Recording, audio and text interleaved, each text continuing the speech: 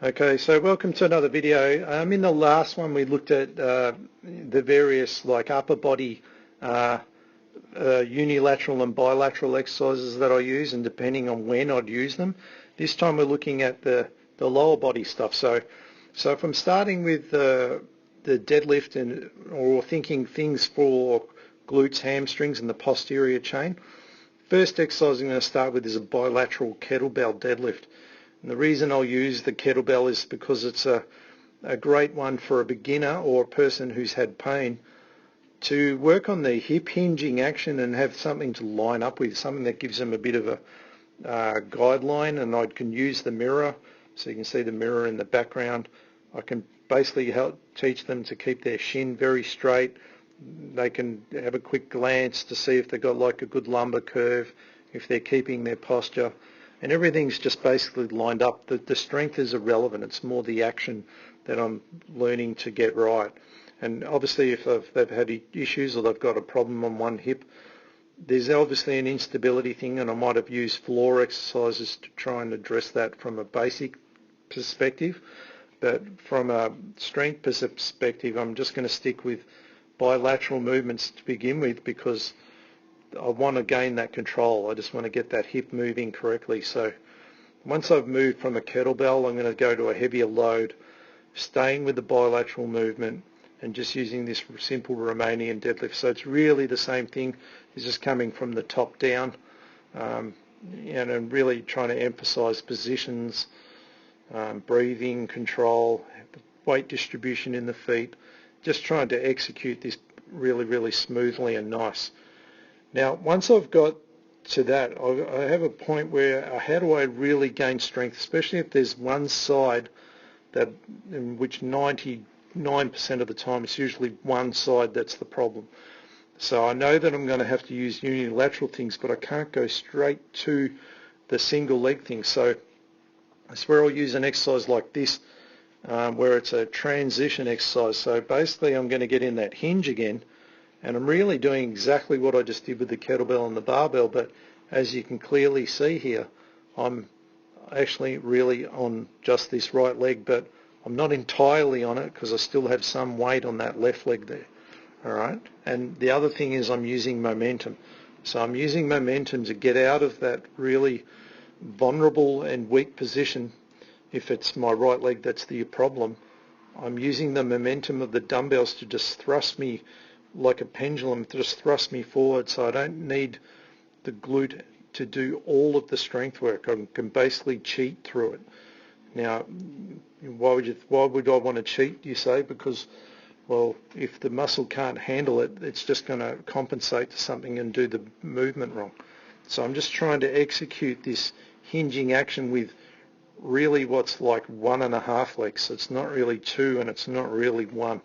So it's a bit of a mix in between, all right, which helps me get to the one that I really want to do, which is the single leg one, which will build a lot more strength than what that one will. But I would use that in the beginning because it helps me get there, helps teach my body what I really need to do to be able to get there. Now, once I've got through that sort of standing on the spot one, I can bring in the walking version, which gets me more from a moving right leg to left leg, and a bit like in what we saw in the upper body things, I start to get a bit of that rotation, which helps me to really position the femur. And you see here as I move right out, or I'll do it on this next one. So right there, you can kind of, if you're watching carefully, you would have seen how my right leg kind of moved outwards just ever so slightly. If I just take it back, you'll see as the foot lands down right there, see how it just moves out, and that's mainly because my body's coming around and the dumbbell's going behind me. All right, so it's very much like a running action. So it's starting to teach my left and right side to work together, like where it's going from braking to propulsion and switching back and forth between the two. And once I've got that right, then I'm really at that point where I can get to the single leg stuff, which is what we'll look at now.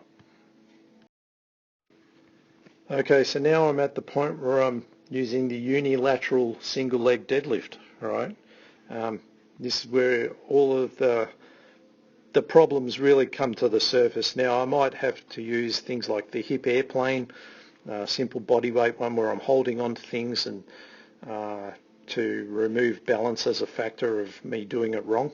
But let's say I've worked through that. I'm going to be working more on this one than say a trap bar where I'm loading up the barbell really heavy. I'm going to get way more benefit from doing this. Really loads the glute medius huge when you're in a single leg stance. And again, it takes away the good leg from helping the bad leg. I really reveal the problems of that unstable and weak leg. It really, anything that's been hidden so far will now come to the surface. And you get to see, and that's why I'm doing this in a front-on position, you get to see alignment problems more clearly that you don't see with two legs, you will see on the unilateral one. So I have to control the frontal plane. So frontal plane is when I'm moving in this direction, and that's where all the injuries happen in the lower limb, is always in frontal plane. So horrible alignments of the knee, the hip will start to cheat on itself, even the foot might be doing weird things. I'll see all of that stuff in this exercise, but I won't see it in the ones that I've done previously. All right, so this is where I start to make all the serious changes. As it's hip loaded, I don't really have any sort of quadricep requirement on these. All right, and you can see here, this is my right leg where I've had a few issues with this one from time to time, and I can learn to control it, so I can maintain that alignment through the ankle, knee and the hip just perfectly as it's meant to be done.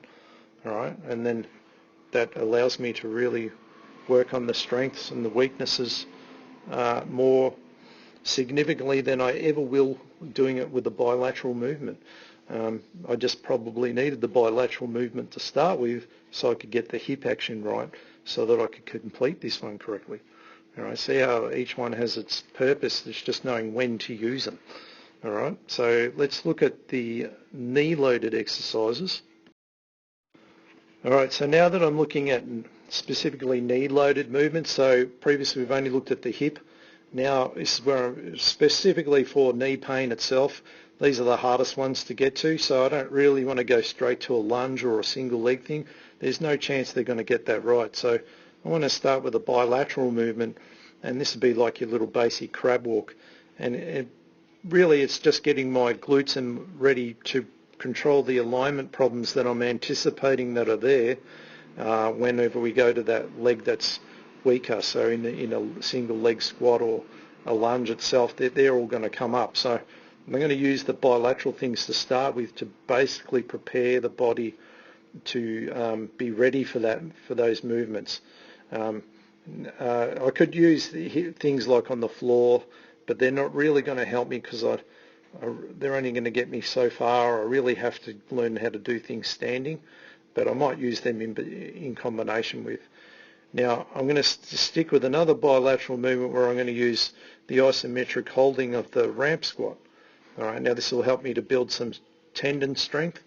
I don't really need a ton of stability, or don't really need any coordination. I do need some postural awareness, and I obviously need significant amount of strength in that quadriceps. So this would be one that I'd probably start with because it's a lot easier to control because I don't have those other more complex factors. I wouldn't say it's an easy exercise, especially if you've had knee pain. It can be quite painful, so you have to be mindful of how much you load it up. But this is where you'd use like the time under tension more so than a dumbbell or definitely not a barbell.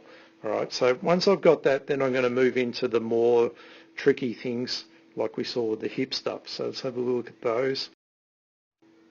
Okay, so now that I've done the bilateral squats and crab walk, now I can start to look at the unilateral lunge movement. So I can start with just the normal static lunge. Again, just trying to see where the weight distribution is going through my heel or into my toes, looking at flexibility through the quads, all those different factors that we'd know about with lunges. This is going to give me a start to prepare me for the single leg stuff that we saw before. Once I've got the, like standing still, then I want to learn how to control it in motion, and that's again where the things like squats, great movements, but they don't really bring in the factors that are usually contributing to knee pain the most, which is controlling motion. All right, so being able to decelerate and not put things in horrible alignments.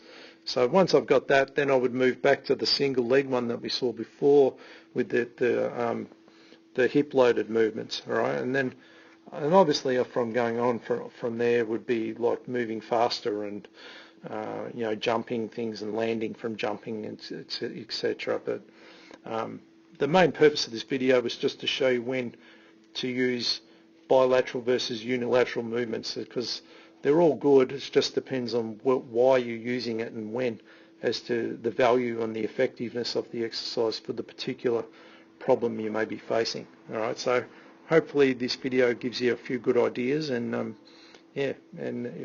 check the description below for chuck some links in there that'll give you additional information and detail on other exercises that I might not have included in this video. All right, so anyway, I hope you've enjoyed that, and we'll see you next time.